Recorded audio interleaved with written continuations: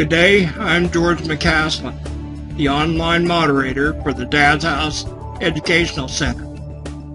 I am coming to you from my home at the Indian Meadows Nursing Center. Today we will be reviewing the chapter on dads and custody in the Dad's House Manual.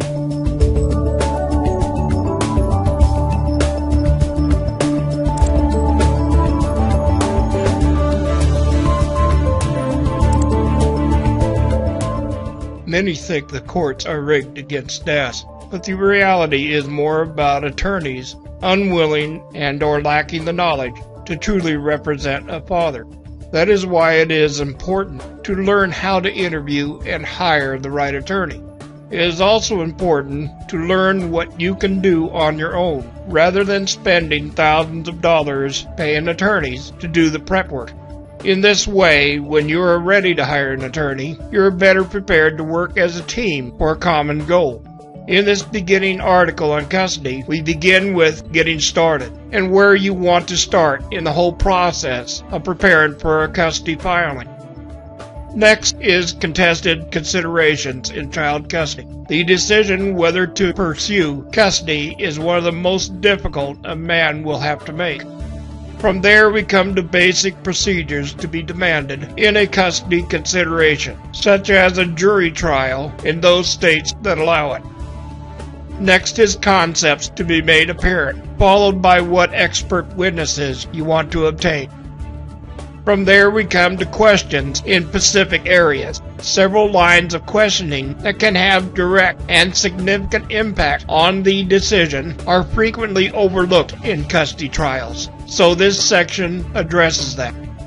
Next is the attorney relationship. In knowing your attorney is truly behind this effort. Of major importance is avoiding the slinging of mud, venting aggression, and making derogatory testimony about the mother. You do not want to appear as if you're fighting for custody just to get back at the ex. From there we come to the list of the rights, duties, and responsibilities of the custodial and non-custodial parent. Now we come to the article on joint custody, something fathers' rights groups have been trying to make the law of the land for over 30 years. On this, I would like to point out the passing of James Cook, the father of joint custody, in 2009. As a result of his own divorce in the early 1970s, he led the national efforts behind making joint custody the norm in America and throughout the world. This article begins with a history on the development of joint custody. Starting with the introduction of joint custody, we move down to the psychological view of it. Next are the early efforts in California of making a case for joint custody and trying to make state legislators understand that it is not an equity issue, it is an issue of what is in the best interest of the children. From there we come to conducting your case and going from a plan into an agreement or decree. From there is case precedence, and if denied, appealing the custody order.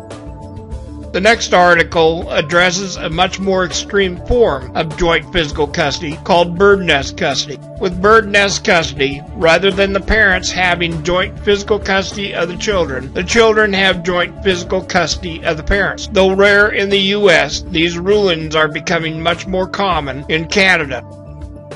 From there we come to cooperative parents and the need for parents to work together for the best interests of the children rather than always battling with each other.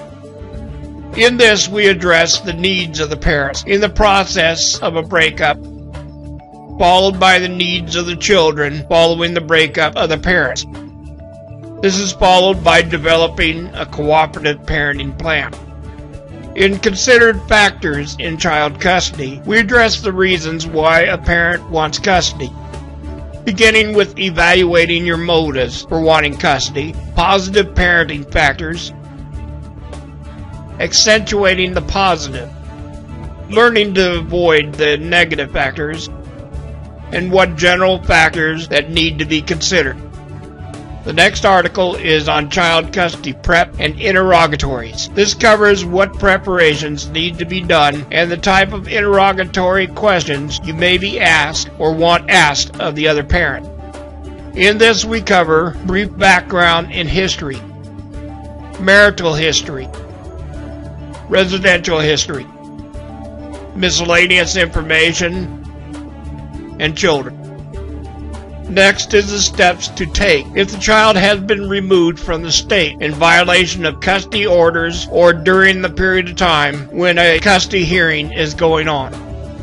One question frequently asked is, when can a child decide whom they can live with? In custody, a child's choice. This question is addressed along with the misconceptions parents have on it. A common complaint in dealing with this family court issues is the presumption of bias on the part of the judge. This final article addresses this problem and what can be done in order to prevent it.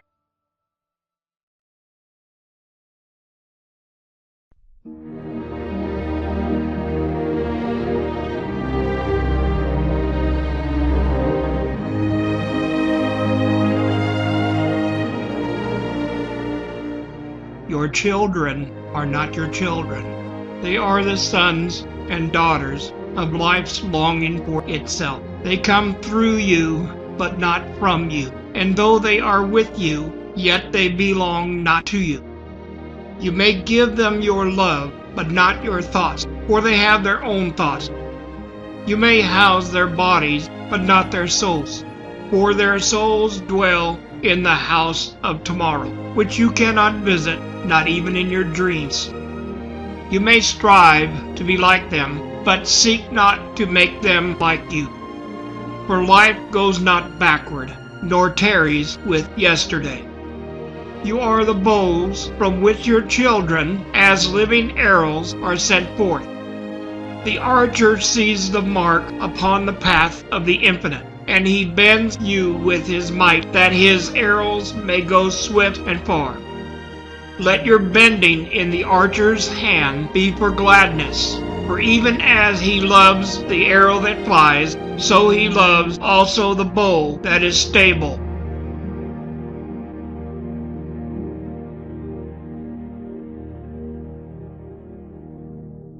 This was the custody chapter of the Dad's House Manual. Take the time to study all the material found in the manual, for only through knowledge do we gain power over our lives. Naturally, this material is available for anyone to use, regardless of what group you are a member of, if any group at all. But if you have not already done so, consider joining Dad's House to discuss these issues with other fathers and learn from each other's experiences. There is no cost to join and use our materials. Also, check out our sister group, the Second Wife Club for Stepmothers.